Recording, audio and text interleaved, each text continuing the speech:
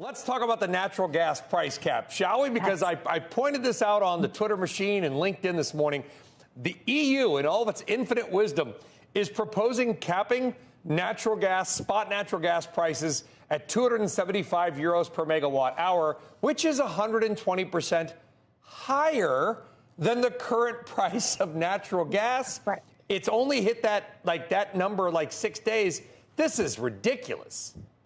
I mean, also, Brian, you actually have to be at that higher price point for a significant period of time. I think it's 2 weeks before the actual price cap kicks in. So this is effectively not really a cap at all. And so I think that this is going to cause a lot of sort of consternation amongst consumers that this is not really a policy that's going to really result in lower prices.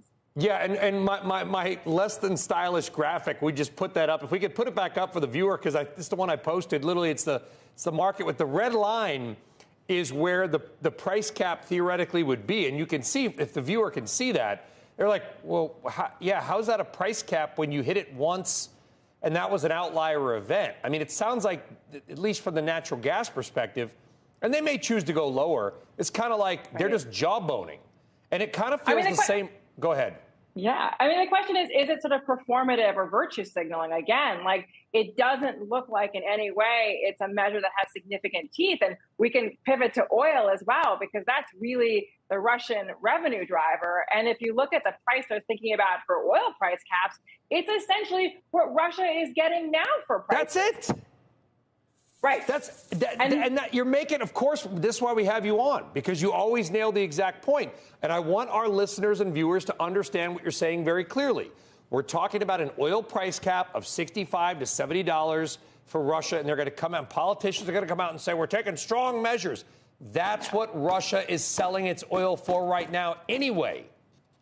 Right. So effectively, what price caps look like for oil is not a measure to reduce Russian revenue, but essentially to keep Russian oil on the market. And it's also important to understand Russian production has been rebounding because of rebounding, it feels like Sakhalin. So now you have a situation where Russian production is almost at levels that it was pre-invasion. And so if you're essentially going to say, Russia, you get the current price you're getting, and you can essentially produce at these high levels, you are not reducing Russian revenue. You are potentially averting a market disruption, but you are not defunding Vladimir Putin.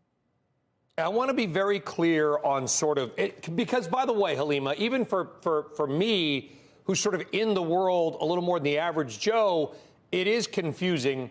So help us clear it up. With gas, we know they're talking about a price cap. With oil, which is, to your point, the primary driver of Putin's revenue, they're talking about sanctions on shipping, which would keep Russian oil off the market, or the price cap, correct? I don't see how they would do both. The whole sanctioning thing, is that going away because they realize, oh my gosh, we need the oil, we just don't want to make Putin any money on it? Or can they somehow do both? Well, essentially they're doing both. On December 5, Europe will essentially say, we are not taking any more seaborne oil imports from Russia.